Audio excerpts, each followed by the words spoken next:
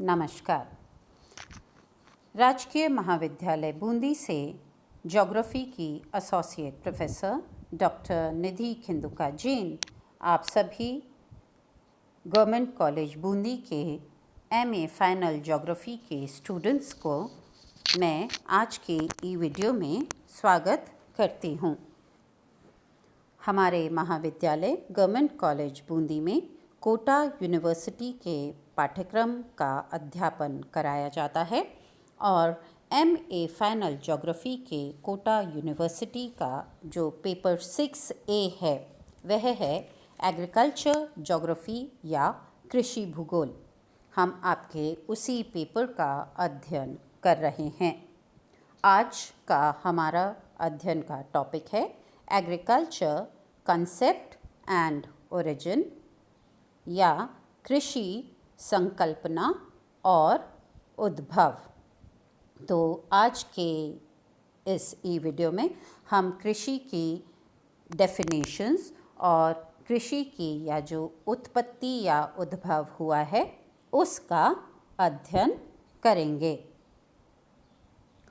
कृषि शब्द संस्कृत भाषा की कर्ष धातु से बना है जिसका अर्थ खींचना होता है, क्योंकि कृषि क्रिया में हल खींचकर खेतों की जुताई करके भूमि से फसल उत्पादन प्राप्त किया जाता है। लैटिन भाषा में एग्रीकल्चर या कृषि के लिए एगर कल्चरा शब्द का प्रयोग किया गया है। एगर शब्द का अर्थ भूमि का टुकड़ा अथवा खेत और कल्चरा शब्द से तात्पर्य भूमि की देखभाल करना है। तो हम कह सकते हैं कि कृषि का अर्थ भूमि को जोतकर फसल पैदा करना है। चैम्बर विश्व शब्दकोश या चैम्बर्स एनसाइक्लोपीडिया में S.J. वॉटसन ने एग्रीकल्चर को डिफाइन करते हुए कहा कि agriculture is the science and practice of large-scale soil cultivation in order to produce crops. कृषि शब्द से आशय मृदा संस्कृति से है, ये S.J. वॉटसन का कहना है चैम्बर्स एनसाइक्लोपीडिया में। विश्व खाद्य एवं कृषि संगठन या फूड एंड एग्रीकल्चर ऑर्गेनाइजेशन ने अपनी 1962 की रिपोर्ट में कहा कि कृषि के अंतर्गत फसल क्षेत्र, वृक्ष क्षेत्र, स्थायी घास के मैदान और रांच के अलावा अन्य चारागाह भी शामिल किए जाते हैं।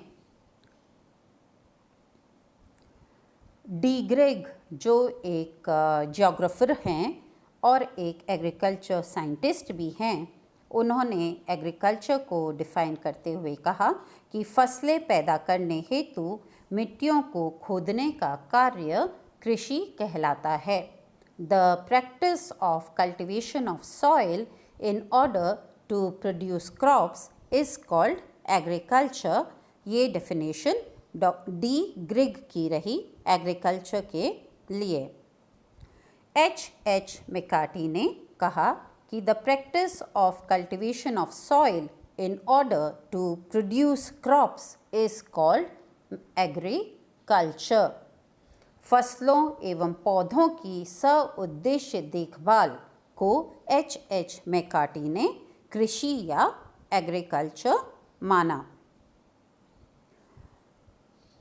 E.W. ज़िमरमैन ने जो एग्रीकल्चर की डेफिनेशन अभी तक दी गई थी उसको थोड़ा और एक्सपेंड किया, कृषि का विषय क्षेत्र थोड़ा और बढ़ाया और कृषि की संकल्पना में विस्तार किया। E.W. ज़िमरमैन ने कहा कि कृषि के अंतर्गत भूमि को जोतने और फसल उत्पादन के तो सभी कार्यों को, पूरे प्रोसेस को सम्मिलित किया जाना चाहिए, जैसे खेतों का निर्माण, जुताई, बुआई, फसल उगाना, सिंचाई, पर उन्होंने इसी के साथ साथ कृषि के अंतर्गत पशुपालन को भी सम्मिलित किया। जिमरमैन ने कहा कि agriculture includes far more than the tilling of the fields or the raising of field crops. It includes animal husbandry, tree culture, forestry, irrigation, fish hatcheries, fur farming and many other varied activities. तो Zimmerman ने कृषि के अंतर्गत सिर्फ फसल उत्पादन को ही नहीं माना, इन्होंने फसल उत्पादन और भूमि जोतने के साथ साथ पशुपालन को भी कृषि का एक अभिन्न अंग माना। ऑक्सफोर्ड अंग्रेजी शब्दकोश या ऑक्सफोर्ड इंग्लिश डिक्शनरी ने अपने 1964 के जो एडिशन है उसमें भी जब एग्रीकल्चर की डेफिनेशन दी है तो उन्होंने भी इसके अंतर्गत पशुपालन को ऐड किया है। ऑक्सफोर्ड अंग्रेजी शब्दकोश के अनुसार कृषि मृदाकर्षण एवं खेतीबाड़ी का विज्ञान है जिसमें विभिन्न क्रियाएं जैसे संग्रहण, पशुपालन, जुताई आदि को सम्मिलित किया जाता है। तो not only tilling of land या जुताई या फसलों का उत्पादन करके उनका संग्रहण करना, परंतु पशुपालन भी ऑक्सफोर्ड इंग्लिश डिक्शनरी के अनुसार भी कृषि का एक अभिन्न अंग है या एक पार्ट है। Professor R.O. बुकनन ने भी जब एग्रीकल्चर को डिफाइन किया तो उन्होंने कहा कि agriculture is the purposeful tending of crops and animals. फसलों एवं पशुओं की सउद्देश्य देखभाल कृषि है। तो कई वैज्ञानिकों ने, जो कृषि वैज्ञानिक थे, उन्होंने कृषि के अंतर्गत फसल उत्पादन की तो संपूर्ण प्रक्रिया को ऐड किया ही है। उन्होंने सिर्फ फसल उत्पादन नहीं, जुताई, बुवाई, सिंचाई, उसके अलावा फसल का काटना, फसल का संग्रहण करना, ये सब एग्रीकल्चर का एक पार्ट माना है। पर उसके साथ साथ ही उन्होंने पशुपालन को भी और पशुपालन से लेकर के जो डिफरेंट एक्टिविटीज़ हैं उसको भी कृषि का एक पार्ट माना है। और इसीलिए जैसा कि जिमरमैन ने कहा है और जैसा कि ऑक्सफोर्ड इंग्लिश डिक्शनरी है, उन्होंने घास के मैदान, रैंच और चारागाहों को भी कृषि भूमि के अंतर्गत शामिल किया है। तो कृषि भूमि सिर्फ खेत नहीं है, कृषि भूमि के अंतर्गत रैंच और चारागाह भी इंक्लूड किए हैं ऑक्सफोर्ड इंग्लिश डिक्शनरी ने। तो इस तरीके से अगर हम देखें तो हम ये कह सकते हैं कि कृषि की संकल्पना के अंतर्गत कृषि के लिए जो हम भूमि का उपयोग करते हैं उसमें फसल उत्पादन के साथ साथ पशुपालन के लिए भी जो चारा उगाया जाता है या जो चारागाह डेवलप किए जाते हैं या जो नेचुरल पास्चर लैंड्स हैं उनको भी ऐड किया जाता है। तो कृषि की संकल्पना फसल उत्पादन के साथ साथ पशुपालन को भी अपना एक पार्ट मानती है। इसलिए कृषि की संकल्पना के अंतर्गत फसल उत्पादन के साथ साथ पशुपालन को भी सम्मिलित माना गया है। अब हम पढ़ते हैं कृषि की उत्पत्ति या कृषि का उद्भव।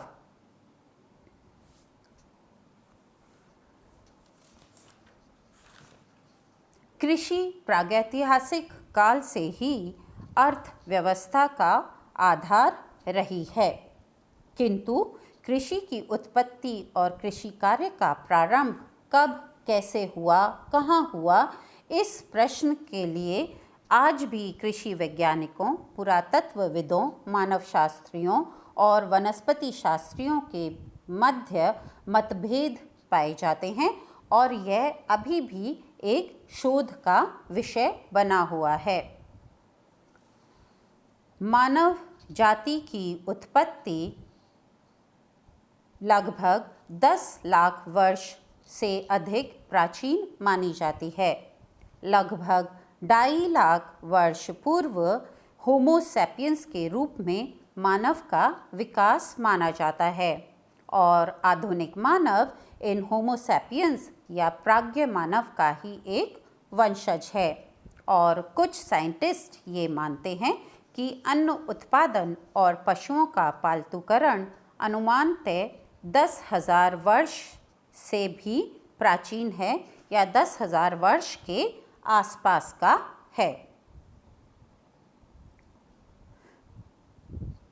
जनसंख्या वृद्धि के साथ साथ भोज्य पदार्थों के लिए मानव ने कुछ पौधों का चुनाव कर अपने अस्थायी निवास के समीप खेती करना प्रारंभ किया। आप सभी को ज्ञात है कि शुरुआत में मानव अपने आसपास से फल एकत्रीकरण करके, अपने आसपास से शिकार के द्वारा, मछलियों के शिकार के द्वारा, आखेट के द्वारा और एकत्रीकरण के द्वारा, जंगलों से एकत्रीकरण के द्वारा अपनी क्षुधा शांत करता था।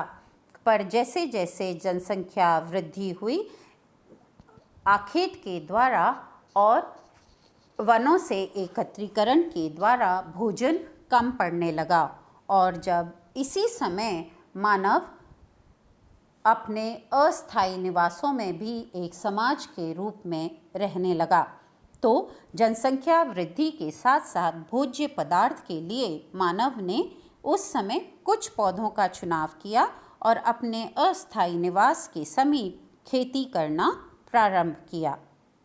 और धीरे धीरे यह क्रम विकसित होता चला गया और फिर उसने अनेक पौधों को कृषि योग्य भूमि प्राप्त करके उनका उत्पादन शुरू कर दिया।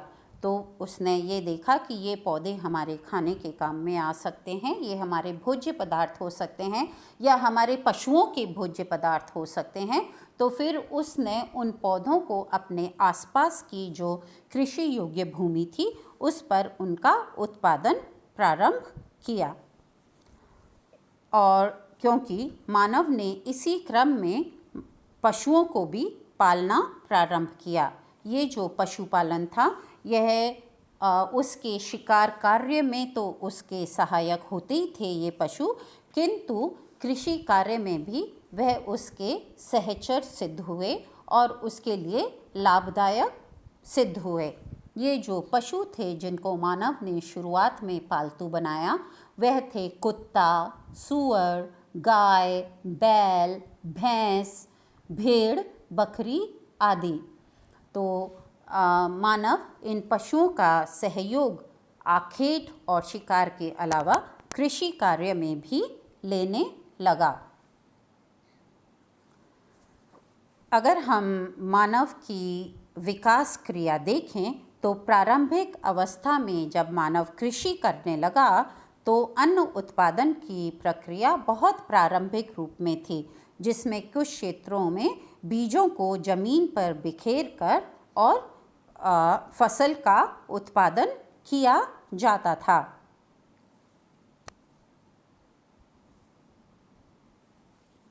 इस समय क्योंकि मानव ने पशुओं को भी अपनाया तो वो शिकार के कार्य और कृषि कार्य में भी उसके लिए लाभदायक सिद्ध हुए।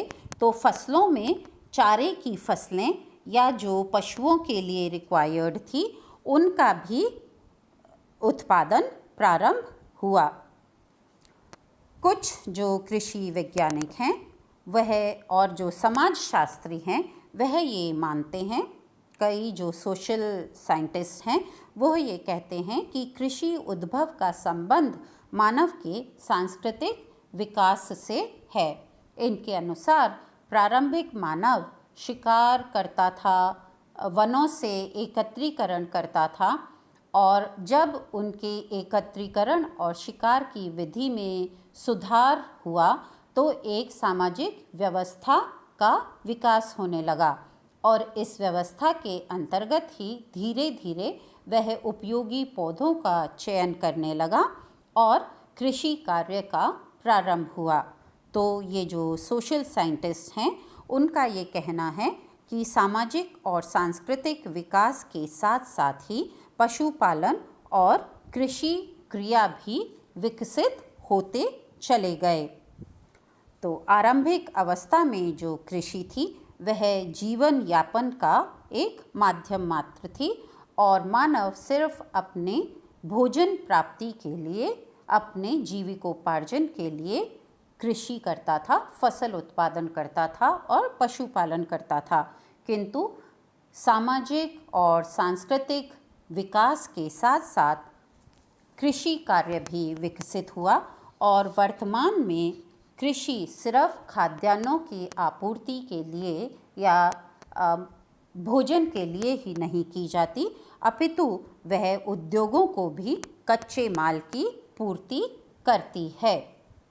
तो इस तरीके से अगर हम देखें तो कृषि आज एक बहुत इम्पॉर्टेंट इकोनॉमिक एक्टिविटी है जो कि एग्रीकल्चर कई कंट्रीज़ का इकोनॉमिक डेवलपमेंट का बेसिस है, क्योंकि यह सिर्फ वहाँ की जो पॉपुलेशन है उनकी फूड रिक्वायरमेंट्स को ही फुलफ़िल नहीं करता है, वहाँ की जो इंडस्ट्रियल डेवलपमेंट है या जो इकोनॉमिक डेवलपमेंट है, वहाँ की जो डिफरेंट इकोनॉमिक एक्टिविटीज़ हैं, डिफरेंट इंडस्ट्रीज़ हैं, उनके लिए भी रॉ मटेरियल प्रोवाइड करता है।